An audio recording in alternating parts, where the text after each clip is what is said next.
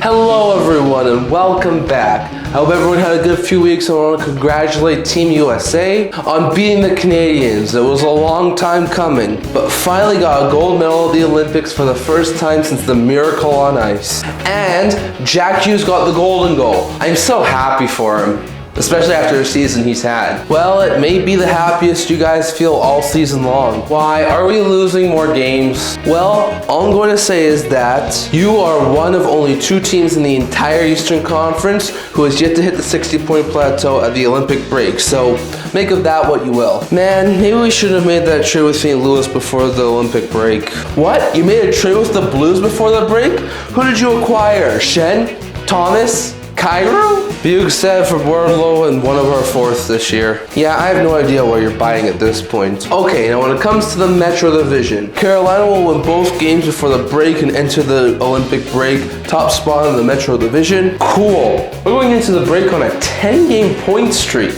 We may never lose in regulation again. I'm sure you will. Eventually. Now we do have a huge game before the break between the Penguins and the Islanders. Do we win? Well, the Penguins have a couple of leads, including a 4-3 lead in the 3rd period. Yes! We need these points with Crosby potentially being out now. However, the Isles will tie it with 5 minutes left, and Horvat's second of the game will wind up being the overtime winner to help the Islanders get the extra point and gain the standings, and also Schaefer has a 2-point game in that one. Yes, we're only a couple points back of the Penguins, and Schaefer's still doing brilliantly. We could actually still finish 2nd in the Metro Division. Why? Didn't we suffer enough when Crosby went down in the Olympics? You don't know the extent of his injury, plus it's only 1 game. Fine, then can at least the Blue Jackets lose both games entering the break? They're getting way too close to us. I second that. No. Why? Because they're playing Chicago. I'm thinking back-to-back shutouts,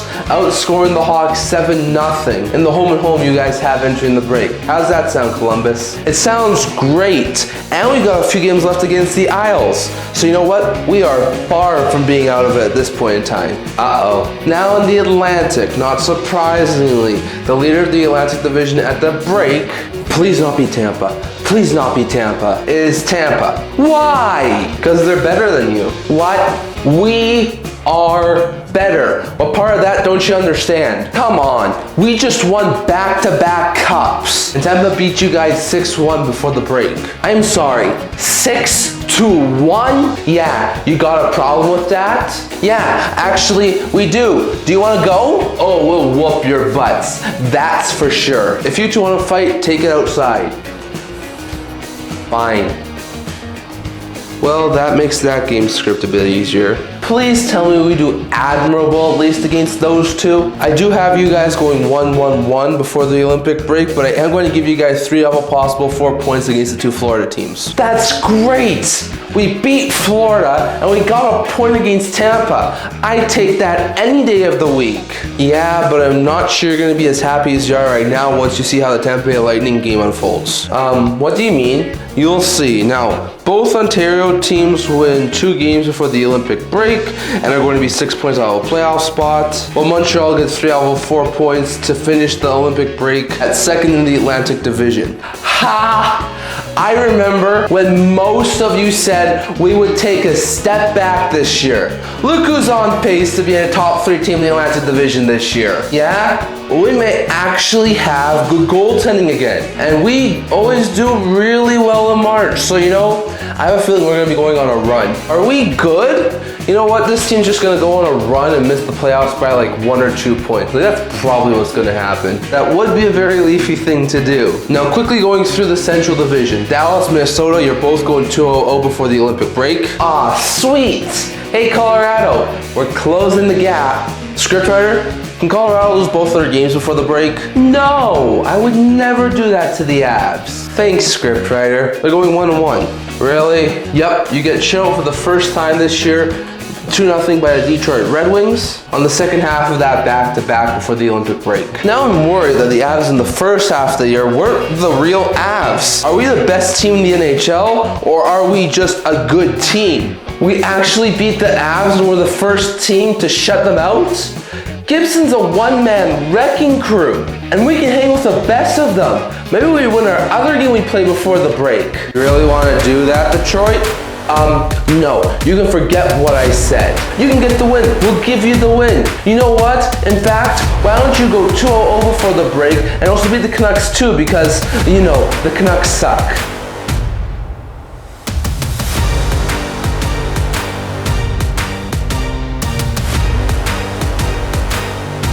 Okay, well, I guess Utah's going 2-0 as well. And lastly, in the Pacific, Vegas ends their losing streak and beats Vancouver and Los Angeles before the Olympic break to take control of top spot in the Pacific. First in the Pacific, as we should be. We are inevitable. And how did the Oilers do before the break? They lose both their games. Really? We lose to both the Leafs and the Flames? Yes. You can't defend. Well, at least we're still second in the Pacific Division, right, scriptwriter? Well, points-wise, yes. That's great. However, with Seattle beating Los Angeles and Anaheim being Seattle, they both get the 63 points before the break. And point percentage-wise, they would actually both be ahead of you guys, which means you would be in the second wildcard position points percentage-wise. What? Yes, Edmonton. Behold the power of teamwork and having one of the best goalie duels in the entire NHL. We beat you 9-4. That aside, at this point, we control our own fate, and you do not. We really should buy a Knobloch. Really, scriptwriter, we lost both our games? Yes, that is correct. Well, that puts a dampen on acquiring Panarin before the break. You guys acquired Panarin? Really? What did you get, Rangers? I would rather not disclose what we gave up. Come on, what did you get? A first? A top-end player? We got Green Tree and a conditional third-round pick. We may be bad, but at least we aren't as bad as the Rangers. You're kidding, right?